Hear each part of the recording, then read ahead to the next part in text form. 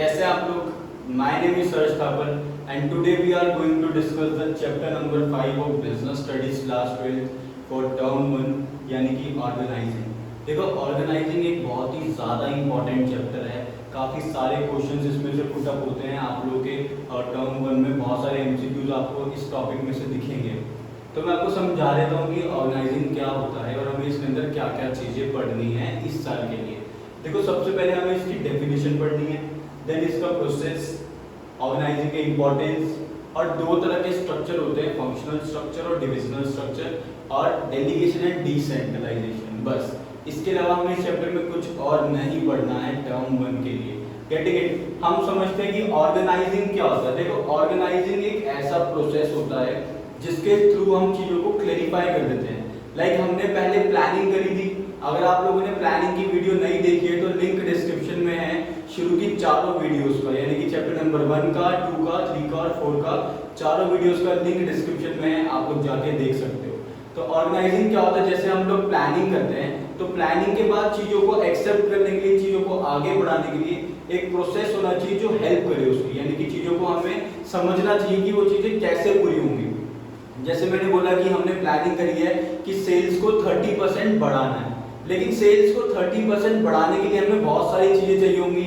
Like हमें marketing में जो हमारे एम्प्लॉइज हैं उनको बढ़ाना पड़ेगा, एडवर्टीजमेंट्स करनी पड़ेगी, प्रोडक्शन ज़्यादा करनी पड़ेगी। तो उसके लिए हमें क्या करना होता है? हमें अपने प्लान्स को इम्प्लीमेंट कराने के लिए जॉब्स को क्लेरिफाई करना होता है।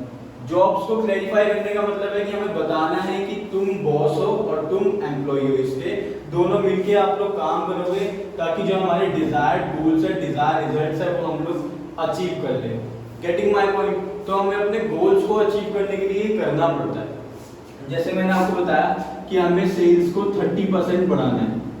सेल्स को 30% बढ़ाना है तो इसके लिए हमारे पास एम्प्लॉइज होने चाहिए जो ये काम करें, प्रोडक्शन करें, मार्केटिंग के एम्प्लॉइज होने चाहिए जो हमारी सेल्स को बढ़ाएं, और इन एम्प्लॉइज को रेगुलेट करने के लिए हमारे पास कुछ बॉस होने चाहिए, या ऐसे कह लो कि मैनेजर्स होने चाहिए जो इनको रेगुलेट करें, इनको कंट्रोल करें। तो इसी पूरे प्रोसेस को हम बोलते हैं ऑर्गेनाइजिंग।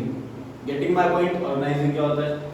देन आता है कि हम ऑर्गेनाइजिंग क्यों कर रहे हैं। हम लोग प्लान्स बनाएं और सीधा उनको इंप्लीमेंट करने लगते हैं। ऑर्गेनाइजिंग क्यों करें, क्यों क्लेरिफाई करें कि भाई तुम बॉस हो या तुम उसके एम्प्लॉय हो? तो इसका रीजन ये है ताकि हमें स्पेशलाइजेशन का बेनिफिट मिले, सारी चीजें अच्छे से हो, इसलिए हम लोग ये करते हैं। ठीक है, देखो मैं यहाँ पे आपको इंपॉर्टेंस समझा देता हूँ, देन हम इसका प्रोसेस देखेंगे। सबसे पहला इंपॉर्टेंस यही है कि आपको स्पेशलाइजेशन का बेनिफिट मिल जाता है। लाइक सपोज टू बी आप मार्केटिंग मैनेजमेंट की टीम में हो, आप बहुत अच्छी मार्केटिंग करते हो, तो आपको हम मार्केटिंग डिपार्टमेंट में रखेंगे। वहाँ पे आप लोग सेल्स को बढ़ाने के लिए कैसे करना है, एडवर्टीजमेंट कैसे करनी है, पब्लिक प्रमोशन कैसे करना है, वो आप देखते रहोगे मार्केटिंग में रह के। Getting it? अगर सपोज कोई दूसरा बंदा है जो प्रोडक्शन में अच्छा है तो हम उसको प्रोडक्शन डिपार्टमेंट में रख देंगे। ठीक है, वो प्रोडक्शन को इंक्रीज कर सकता है, एफिशिएंसी बढ़ा सकता है, मशीन्स को हैंडल कर सकता है, तो हम उसको प्रोडक्शन डिपार्टमेंट में रख देंगे। इससे क्या होगा? जो प्रोडक्शन का बंदा होगा, प्रोडक्शन का पर्सन होगा, प्रोडक्शन में रहेगा, स्पेशलाइजेशन मिलेगी उसकी, और जो मार्केटिंग का होगा वो मार्केटिंग में रहेगा। तो हमें स्पेशलाइजेशन मिल जाती है ऑर्गेनाइजिंग के थ्रू। देन आता है clarifying in working relationships. Working relationship बहुत क्लियर होती है इसके अंदर। लाइक मैं बोलूँ ये एम्प्लॉय 1 है और ये मैनेजर है, तो इसको एम्प्लॉय 1 को रिपोर्ट करना है मैनेजर 1 को, समझ लो ऐसे।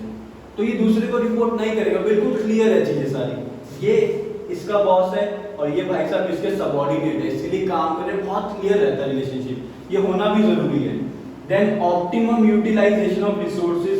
ऑप्टिमम यूटिलाइजेशन ऑफ रिसोर्सेज का मतलब है जितने रिसोर्सेज की रिक्वायरमेंट है सिर्फ उतने ही रिसोर्सेज यूज हुए हैं, उसको बोलते हैं optimum utilisation of resources.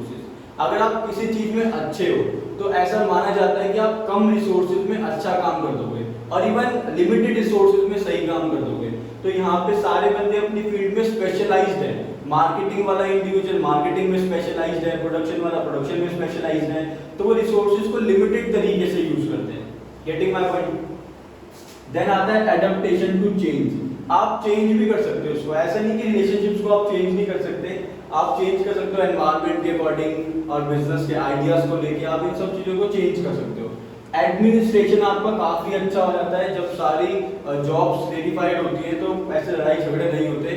Administration system अच्छा चलता है, पेपर सिस्टम, डॉक्यूमेंटेशन, वो सब अच्छे चलते हैं आपके बिजनेस के अंदर। देन आपका जो पर्सनल होते हैं, पर्सनल मतलब एम्प्लॉइज, जो आपके एम्प्लॉइज होते हैं उनका भी डेवलपमेंट हो जाता है। ठीक है, उनका डेवलपमेंट कैसे होगा कि वो अपने मैनेजर से सीख रहे हैं कैसे कैसे काम करना है, उनको करके दिखाते हैं अच्छे से, तो उनका डेवलपमेंट भी हो जाता है, उनको भी वो काम आ जाता है बहुत अच्छे से। और आपका एंटरप्राइज जो है वो डेफिनेटली ग्रो करेगा अगर आप लोग ऑर्गेनाइजिंग करोगे तो। चीज़ों को अगर आप ऑर्गेनाइजिंग अच्छे से करोगे then you will definitely get expansion and growth of your business enterprise. Getting my point? Next आता है कि सर करना कैसे है इसको, ऑर्गेनाइजिंग प्रोसेस को हम करें कैसे, बहुत ज़्यादा इंपॉर्टेंट होता है ये कि सर प्रोसेस करें कैसे। देखो 4 चीज़ें आती हैं इसके अंदर। सबसे पहले आता है identification and division of work. सबसे पहले आप आइडेंटिफाई करो कि आपके बिजनेस में कौन कौन से काम होने वाले हैं। ठीक है, आइडेंटिफाई कर लो कि सर मेरे बिजनेस में पहला ये काम होना है, दूसरा ये होना है, तीसरा ये होना है, चौथा ये होना है। और फिर आप उनको डिवाइड कर दो, जो भी काम एक जैसे आपको लग रहे हैं उनको डिवाइड कर दो। उनको डिवाइड करने को बोलते हैं डिपार्टमेंटलाइजेशन। सेम काम को आप ग्रुप कर दो एक जगह पे कि ये सारे काम सेम, जैसे सेल्स हो गया, पब्लिक प्रमोशन हो गया, एडवर्टीजमेंट हो गया, ये सब मार्केटिंग के अंदर आता है। तो आप उसको डिपार्टमेंट में तब्दील कर दो, चेंज कर दो, डिवाइड कर दो, उसको बोलते हैं डिपार्टमेंटलाइजेशन। देन आप ड्यूटीज को असाइन कर दो। ड्यूटीज को असाइन करने का मतलब होता है कि आप सबको बता दो कि भाई तुम्हारा मैनेजर ये है, तुम इसके एम्प्लॉय हो, सबको बता दो। ठीक है, फिर establishing reporting relationships. Establishing reporting relationships का मतलब होता है कि कौन सा एम्प्लॉय किस मैनेजर को आके कंप्लेन करेगा या रिपोर्ट करेगा कि भैया ये प्रोजेक्ट बन चुका है सर, ये हमारा कंप्लीट हो गया है काम, तो उसको बोलते हैं establishing reporting relationships. Getting my point? Next आता है ऑर्गेनाइजेशन स्ट्रक्चर।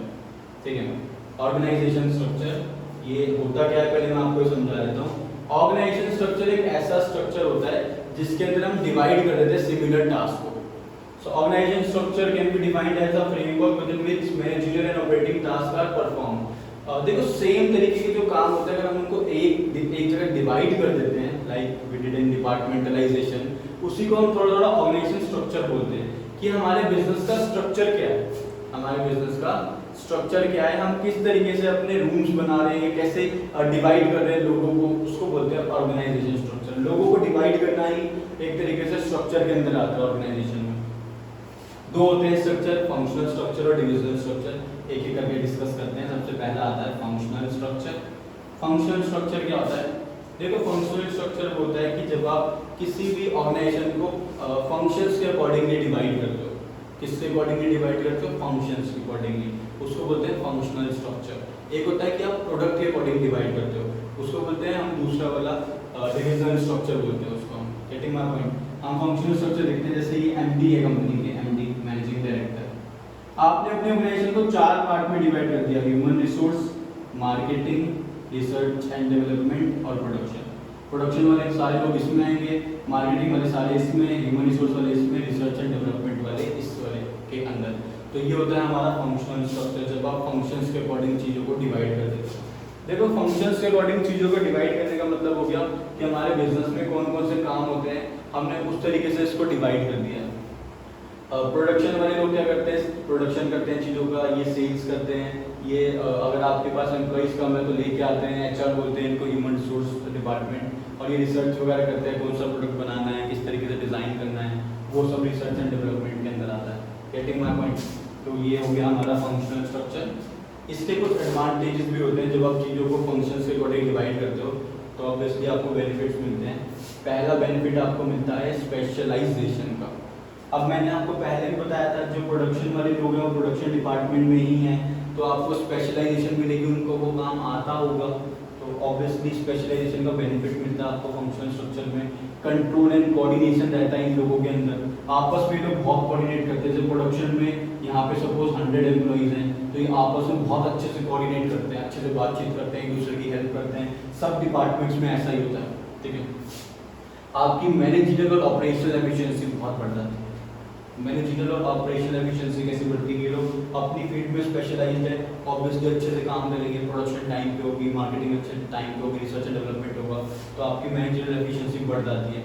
और कोई भी काम डुप्लीकेट नहीं होगा, 2 बार नहीं होगा, क्यों नहीं होगा 2 बार? क्योंकि प्रोडक्शन वाला काम ये लोग कर रहे हैं, मार्केटिंग वाला काम ये लोग कर रहे हैं। ऐसा तो होगा नहीं ना कि मार्केटिंग वाला काम भी यही कर रहा है, प्रोडक्शन वाला काम भी यही कर रहा है, ऐसा होगा ही नहीं। सबके अलग अलग डिपार्टमेंट्स हैं, तो यहाँ पे कोई डुप्लीकेशन ऑफ वर्क नहीं होता, एक काम 2 बार नहीं होता। Getting my point?